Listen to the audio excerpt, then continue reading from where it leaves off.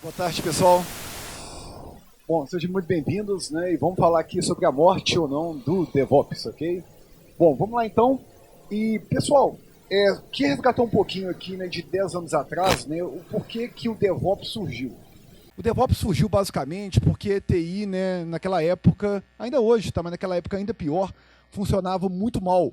De forma geral, né, áreas de negócio desconectadas, que basicamente não se coordenam e mandam backlogs gigantes, múltiplos para as áreas de TI, áreas de desenvolvimento, né, que ficam correndo igual barata tontas para atender prazos irreais das áreas de negócio e entregando porcaria em produção o tempo todo, né, gerando estresse para os ops. E de forma geral, né, esse modelo muito centrado em projetos sem skin in the game, como a gente chama, ou seja, transferindo o risco extremo para a área de operação, levou, né, que várias pessoas pensassem, cara, não está funcionando esse modelo, a gente tem que pensar em alguma coisa melhor, ok? Sim, tem que o X aqui nesse ponto, tá?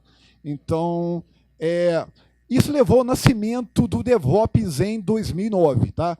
E o resto é uma história muito legal, né? E a gente está aqui por causa do movimento muito legal que começou a surgir naquela época. Bom, ao mesmo tempo, é o ponto que a gente começa a investigar hoje, né, em vários institutos, né, em várias empresas, e alguns céticos se perguntam: o DevOps está funcionando? O DevOps está realmente conseguindo reduzir risco dentro da TI? Ele está melhorando o valor de negócio? Ele está reduzindo o tempo de ciclo? Ele está fazendo as empresas funcionarem melhor? Bom, então quando a gente olha hoje, né, o agregado de iniciativas DevOps, e a gente já tem algum tempo aí, né, tentando apoiar empresas, né, implantarem DevOps, a gente vê, né, que várias empresas não estão conseguindo tracionar. Então existe uma promessa muito bacana em relação ao DevOps, ao mesmo tempo a gente percebe que várias empresas não estão conseguindo realmente implantar DevOps de verdade, tá? DevOps de verdade. Muito além, né, realmente de ter uma ferramenta ou dizer para o mercado que a gente está fazendo DevOps.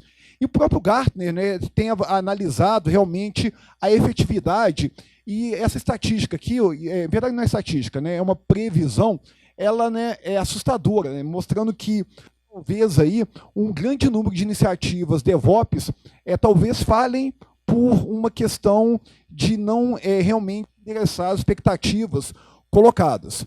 Bom, independente se esse número vai se tornar verdade ou não, um ponto de atenção existem várias iniciativas DevOps ocorrendo em Belo Horizonte nesse momento que não estão tracionando, né? Eu conheço algumas empresas que estão buscando fazer DevOps, tem iniciativas, né, e muitas vezes, né, legítimas, com interesses legítimos de pessoas de TI, só que ao mesmo tempo a gente não tem visto algumas coisas gerarem resultados reais. Por quê? Muitas vezes a gente vê que alguns fatores importantes não estão sendo endereçados. E se a gente não endereça isso na prática, a gente começa a realmente não entregar valor. Então, o primeiro ponto que eu queria trazer é o seguinte: o DevOps da vaidade nerd, né, como eu chamo aqui, né, ou a instalação do Jenkins, VSTS e GitLab apenas, né? Então, uma vez eu estava numa empresa onde eu perguntei, né, e foi começar a investigar se havia, né, iniciativas DevOps. Sim, então nós temos o DevOps instalado, né? Ok, né? Sim, né? Então eu fui buscar onde o DevOps estava instalado, né? E sim, o DevOps estava instalado, então pronto, eu fui embora, né? Porque não havia mais nada para fazer. Então, né? Sim, nós temos o Azure DevOps aqui. Então, o próprio nome da ferramenta Azure DevOps, né, parece que é você instalar e baixar e pronto, né? O DevOps está instalado e todos os seus problemas estão resolvidos, a paz mundial foi alcançada, né? Ou também, né, na própria produção. Sim, nós temos Docker em produção, então nossos problemas também estão resolvidos, né? Então é o que eu brinco, né, que é o DevOps da vaidade nerd, né? Basicamente a questão, né, de não entender a necessidade, né, que o DevOps traz da mudança cultural e da necessidade de colaboração. Também uma vez estava numa empresa, né, onde a pessoa de infraestrutura me chamou porque ela queria implantar o DevOps, mas ela não queria envolver o pessoal de dev, porque o pessoal de dev é muito chato, né? Sim, né? E bom, aí eu também, né, eu fui embora para casa, porque também não tinha nada para fazer, né?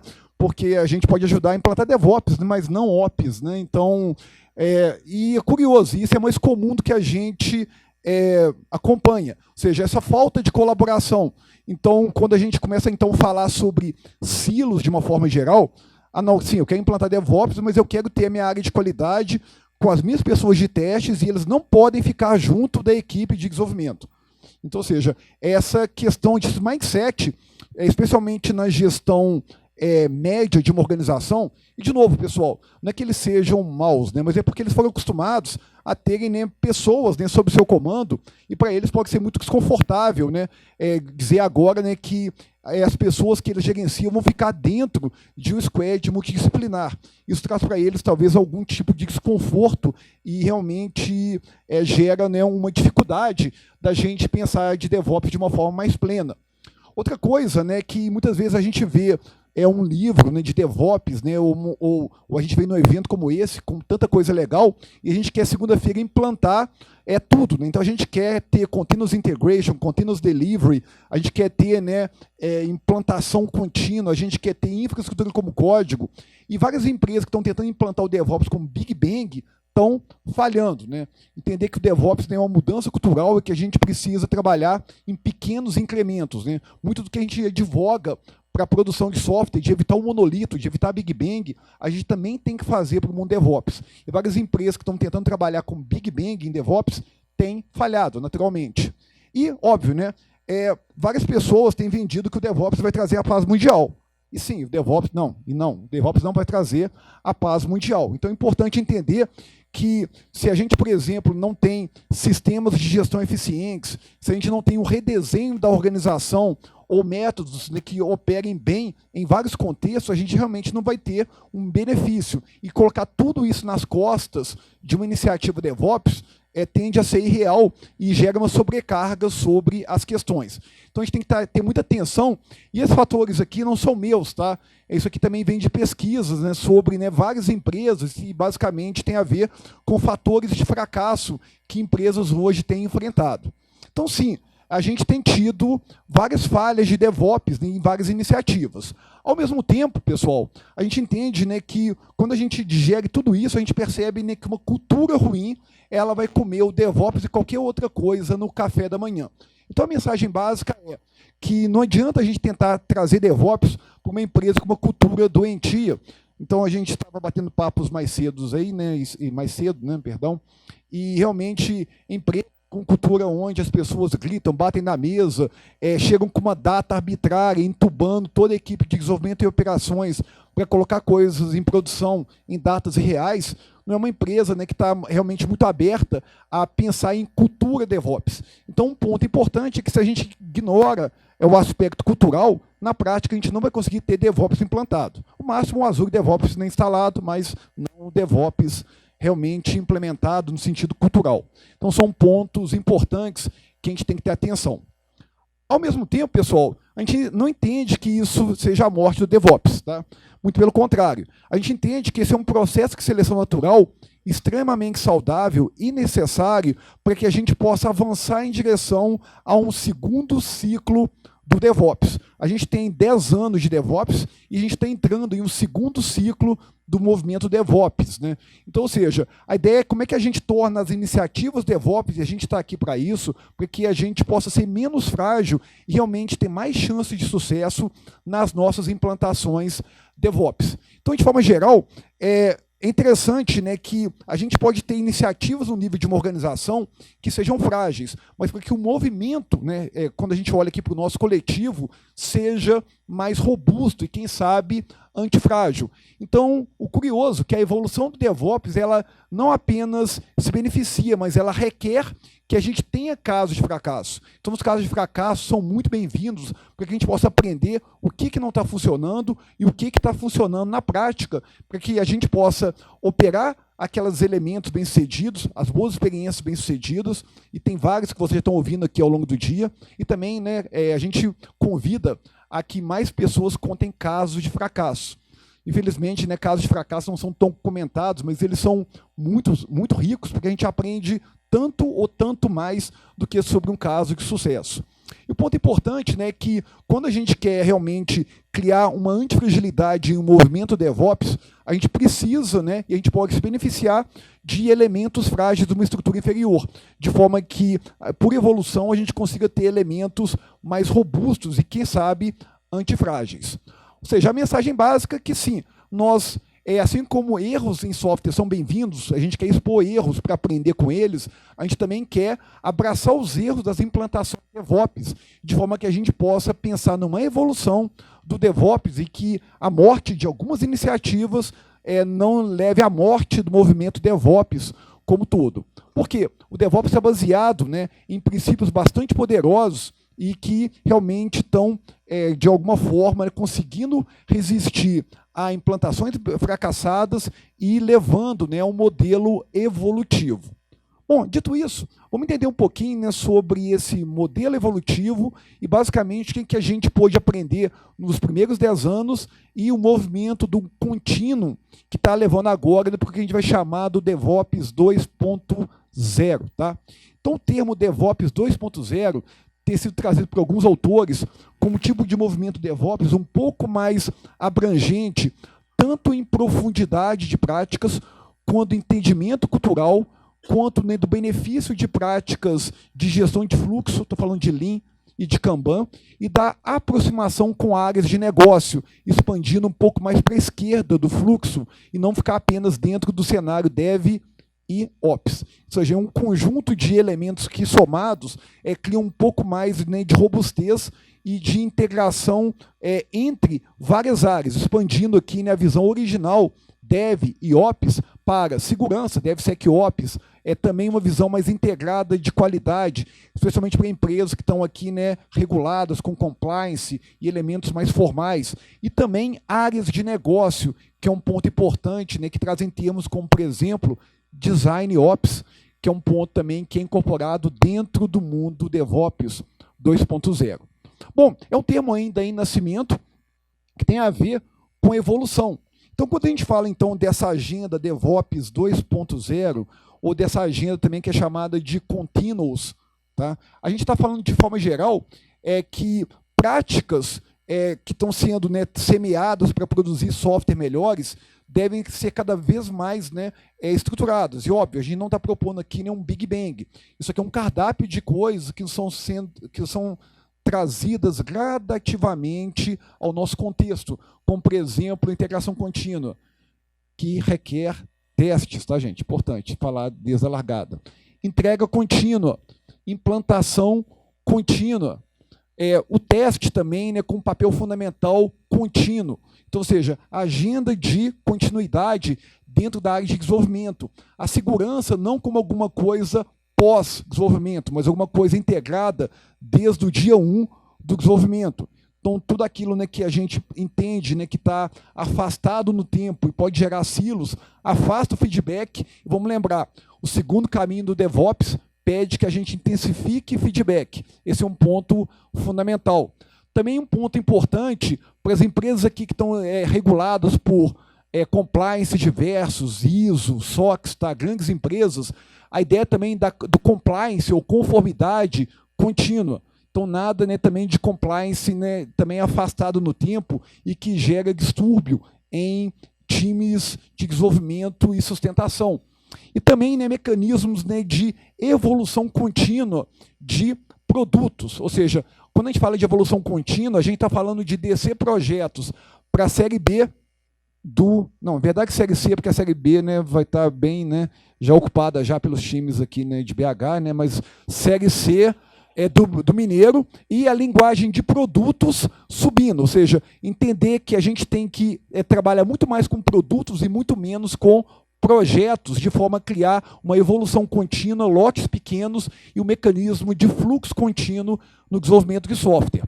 Ao mesmo tempo também, para a operação, a gente começa também a ver movimentos muito interessantes, como, por exemplo, o AIOps, que são tecnologias e conceitos que utilizam machine learning para que a gente possa rapidamente recuperar de falhas em ambientes de produção. Uma métrica muito importante no mundo DevOps é o tempo que você realmente demora para se recuperar de falhas. Tá? Então, o MTTR, o Mean Time to Recover. De forma geral, para quem que tem ambientes muito complexos, muitas vezes é difícil você diagnosticar causas raízes. A gente tem visto que o nascimento de ferramentas que utilizam inteligência de máquina, data science e machine learning para identificar ou gerar auxílio de tomada de decisão para pessoas de produção em relação a encontrar causas raízes, né, de indisponibilidades em ambientes de produção. Tá? De novo, né, para quem tem ambientes de produção extremamente complexos. Então, esse é um ponto importante. Também um ponto importante que tem a ver também com a emergência nos últimos 3 anos, e aqui no Brasil também, das arquiteturas serverless. Então, para quem ainda não teve contato, dá uma olhadinha no portal cncf.io, que é um ecossistema, um playground extremamente divertido de ferramentas. E lá tem um roteiro só para ferramentas serverless. Hoje tem muitas empresas, especialmente empresas de porte médio e porte pequeno, que não podem pagar por infraestruturas pesadas e nem podem contratar pessoas de infra de uma senioridade maior. Então, né, também a mensagem do NoOps, ou você usar de uma forma intensiva ambientes PaaS e ambientes serverless, começa também a ganhar bastante força, no sentido de você reduzir a necessidade de administrar uma infraestrutura. Se você faz, né, vários produtos utilizando PaaS, estou falando aqui de Cloud Foundry, ou, por exemplo, né, utiliza todo o ecossistema, né, de produtos como Lambda, entre outros, você consegue reduzir muito, né, muito do trabalho operacional de produção que ocorre em necessidades pesadas de Ops. Óbvio, isso aqui não é uma coisa que vai eliminar a necessidade de Ops, mas para vários contextos ele pode reduzir a sobrecarga e o peso colocado sobre a infraestrutura. Então a agenda no Ops também, ela começa a ganhar força também dentro do movimento do DevOps 2.0. Também um ponto importante, né, que é a natureza de uso contínuo. Então aquela ideia, né, de janelas para você implantar coisas em produção e basicamente de blackouts para mudança de produtos também perde força. Entra em força aqui, né, elementos como implantações blue-green, ou implantações canário, ou a técnica 1% canário, que é muito poderosa também, tá? Onde a gente consegue colocar o produto continuamente e testar com uma comunidade canário, que basicamente verifica se o produto está estável ou não, e se não estiver estável, você faz rollback. Se depois de algumas horas o seu produto estiver estável, você propaga para o restante da sua infraestrutura. Hoje, né, já tem produtos de prateleira, como a AWS Code Deploy, por exemplo, né, que já fazem esse tipo de prática. Isso já é usado em larga escala pela Amazon, e a Amazon, por causa disso, ela consegue ter hoje, pessoal, uma implantação a cada 11 segundos em produção, tá? Basicamente, tá? Essa ideia do uso contínuo e confiabilidade contínua, também, que é um elemento importante dentro, né, do movimento de Ops mais avançado, e do monitoramento contínuo de execução. E, pessoal, quando eu falo de monitoramento, não estou falando de você medir CPU, a gente está falando de churn, de clientes, a gente está falando de novos clientes agregados.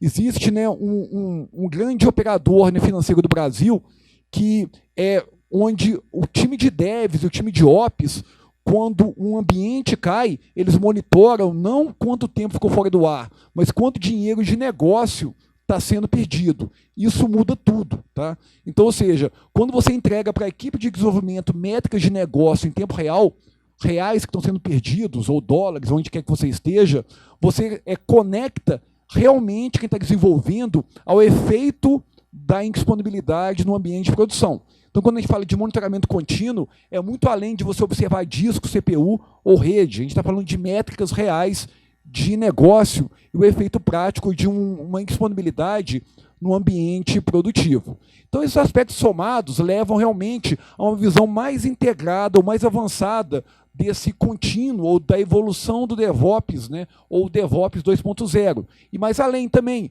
englobando aspectos que nascem agora, expandindo para a direita do fluxo, também para a estratégia de negócio. Esse é um ponto importante, onde a gente está falando aqui de planejamento contínuo. Então, por exemplo, morte aos planejamentos estratégicos. Isso é uma prática furada, que não tem sentido algum. Se alguém quiser debater isso, estou à disposição, tá? Mas isso não funciona, tá? E tem várias evidências práticas mostrando que não funciona. Orçamentações anuais, bobagem, tá? Isso também é uma bobagem gigantesca. Se você vive isso, chute a pessoa do financeiro agora, tá? Então, orçamentação contínua, para você conseguir lidar realmente com mudanças de curso, é muito mais eficiente. Isso permite que você aloque ou desaloque recursos da TI de uma forma muito mais eficiente dentro do seu movimento de tração ou não de cada produto de negócio da sua organização. E também, né, um mecanismo poderoso também que está emergindo, que tem a ver com o Design Ops, que basicamente é a conectividade, né, de elementos de design que estão se integrando de uma forma muito interessante aos movimentos de TI. Por exemplo, quando a gente vê aqui o Leanception, que é um exemplo que está ganhando bastante popularidade no Brasil, é uma ferramenta aí que o Paulo Caroli tem disseminado bastante, é um dos exemplos de movimento Design Ops que busca aproximar pessoas de ponta a ponta. Por exemplo, numa sessão de Design Ops, você convida o cara de negócio e o cara da infra também. Tá? Você não vai convidar o cara de Ops, né, quando a aplicação estiver terminando ou ser implantada, né? Não faz sentido mais. Então você coloca todo mundo no jogo desde a largada, de forma que você consiga criar um movimento virtuoso, e tudo isso tem sido chamado então de BizDev. Então o BizDev mais o DevOps cria realmente esse contínuo que permite uma melhoria contínua da sua organização e realmente em direção ao terceiro princípio muito bem escrito no manual do DevOps, aquele livrinho fantástico de DevOps, que tem a ver com uma cultura generativa, onde você pode, através da ideia do contínuo, de trabalhar em pequenos elementos, de uma cultura de experimentar e, basicamente, trazer aquela ideia, né, do Lean Startup, né, de uma empresa, independente do seu tamanho e do tipo de produto que ela opera, de criar elementos poderosos, né, e experimentar e verificar a validação de valor continuamente no seu ciclo produtivo. Então notem que é uma mudança disruptiva que traz aqui vários elementos muito além do elemento técnico, tá? E óbvio, isso aqui não é um framework, isso aqui não é uma metodologia, isso aqui é um mindset, tá? Isso aqui é um modelo mental. Bom, perdão, falei mindset, essa palavra também, né? Daqui a pouco eu falo a palavra coach, né? Sim. Então, bom, isso aqui é um modelo mental, tá? É basicamente um modelo, né, de como é que a gente tem que pensar de uma forma contínua, ou seja, a TI como elemento de fluxo contínuo para suportar operações de fluxo contínuo de negócio. Hoje, empresas mais avançadas, tá, elas têm operado em modelos muito parecidos, né, com o que a gente traz aqui dessa figura, né, que basicamente buscam permitir que sua empresa consiga se adaptar. Vamos lembrar que um dos princípios, né, da palavra agilidade não é velocidade, é adaptação a mudanças.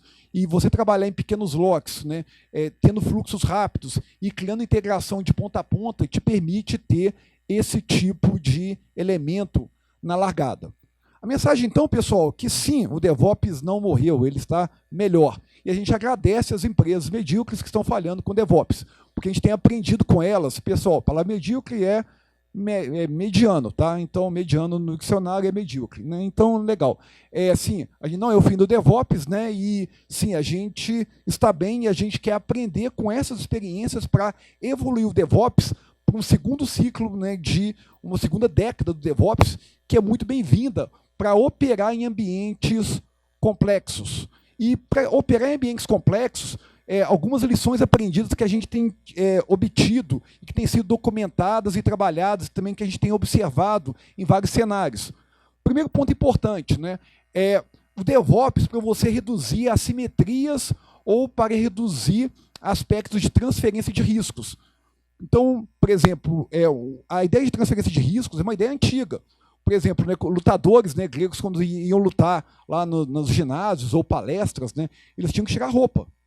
Não parece bobagem, porque eles queriam lutar e o cara não podia ter uma faca escondida. Qual que é a mensagem básica aqui? Skin in the game significa que se você, como desenvolvedor, fez alguma caca, é o seu telefone que toca 3 da manhã. A primeira vez que toca, você vai pensar de outra forma em teste de unidade. Eu conheço vários desenvolvedores aqui que não gostam, né, de fazer teste de unidade, porque ele acha isso bobagem. Bom, porque não é ele, né, que vai cuidar do ambiente de produção. E quando ele vai cuidar do ambiente de produção dentro da squad dele também, ele vai ter muita atenção para não colocar mais porcaria no ambiente produtivo.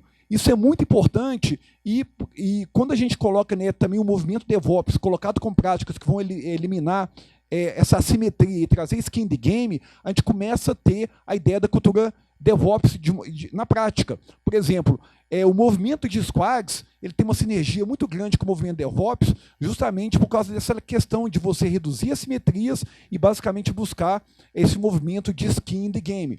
Reduzir assimetria, reduzir risco é um elemento importante e habilita uma implantação DevOps muito mais segura. Esse é um ponto importante. Outro ponto importante também, pessoal, é o mito, né, da ferramenta única. Então, em várias grandes empresas, né, existe um mito que a gente tem que ter uma única ferramenta para qualquer coisa. E o pior, muitas vezes as pessoas que estão tomando as decisões, elas estão longe e elas não basicamente assumem os riscos das suas decisões.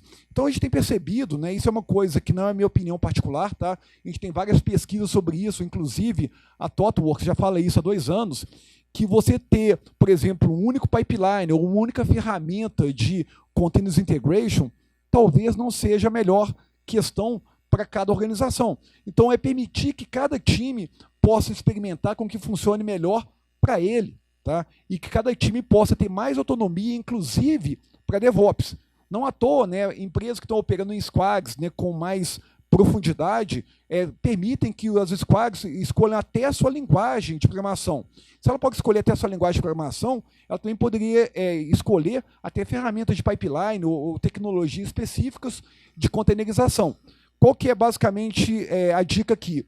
Tome cuidado com o excesso de centralização, porque uma governança centralizada cria fragilidade. Tudo aquilo que é grande e centralizado tende a ser frágil. Então, né, um papel mais apropriado, né, de governar é permitir mais autoridade e uma coordenação entre os elementos ou partes de uma organização. Isso cria um DevOps muito menos frágil, porque você permite até uma seleção natural das ferramentas e tecnologias que estão sendo experimentadas dentro de cada time, muito mais do que você tentar impor alguma coisa goela abaixo de todo o seu time de desenvolvimento. Então esse é um ponto importante também e é um aprendizado que a indústria tem gerado também sobre práticas DevOps. Então mais regras locais e mais descentralização. Outro ponto importante também é incentivar a emergência no sentido positivo daquilo que emerge de baixo para cima, de forma que você aprenda localmente e espalhe esses elementos. Então, por exemplo, uma excelente ideia é criar um chapter. Não é criar um time DevOps, é criar um chapter, tá? Então, um chapter é uma comunidade de pessoas que estão interessadas em comunicar, em conversar sobre o que funciona, o que não funciona na prática, tá, gente? Então, não é na teoria, na prática. E as pessoas conversam periodicamente. E através dessas conversas, a gente vai aprendendo e a gente vai polinizando aquilo que faz sentido e aquilo que não faz sentido na sua realidade objetiva. E isso é fundamental. Aquilo que funciona no seu contexto, na sua prática. Okay? Esse é um outro elemento importante. Outro ponto importante também, né, é expandir a colaboração. Então, também, né, pensar que a estrutura organizacional da sua empresa ela pode ter um grande fator de sucesso ou de fracasso na sua implantação DevOps. Não à toa, né, que redes hoje têm sido incentivados como elementos, né, muito importantes para você criar uma colaboração entre partes, ou seja, ficar muito atento, né, sobre hierarquias e, né, realmente o excesso, né, de burocracias em organizações. Então, redes, e o Chapter é um exemplo de uma rede, permitem que você realmente busque colaboração e garanta que você tenha, por exemplo, pessoas de segurança, testes, qualidade, operações de desenvolvimento, trabalhando juntas, né? E a colaboração permite a emergência de conhecimento e permite realmente que uma prática seja trabalhada de ponta a ponta, né, e vença e realmente gere valor para a sua organização. E também lembrar também que práticas, né, que estressem o seu ambiente de TI, não você, o seu ambiente de TI, são muito bem-vindas. Então, a engenharia do caos é um elemento extremamente promissor, tá? E, basicamente, eu convido vocês a dar uma olhadinha nesse portal Principle of Chaos, também o próprio, né, portal do cncf.io, tem várias ferramentas, né, muito interessantes para a parte de engenharia do caos. Essa é uma prática poderosa e já existem casos, né, de bancos brasileiros que já estão experimentando com esse tipo de prática. Isso tem a ver, né, realmente com você introduzir mais resiliência no ambiente, permitir que você aprenda de uma forma legal. Não é uma coisa que surgiu ontem, a X já faz isso desde 2011, tá? Eles são pioneiros. Isso foi popularizado no planeta pela Netflix, e no Brasil já tem empresas que estão fazendo isso na prática. Isso é muito legal, muito interessante. Bom, pessoal, então estou chegando aqui ao tempo final, daqui a pouco eles me expulsam daqui. Bom, então o DevOps morreu e longa vida ao DevOps. Então, DevOps 2.0 está aí. Então, agradeço e, se tiver tempo, a gente responde aqui algumas perguntas. Bom, não, sem tempo, né? Infelizmente não vai ter tempo.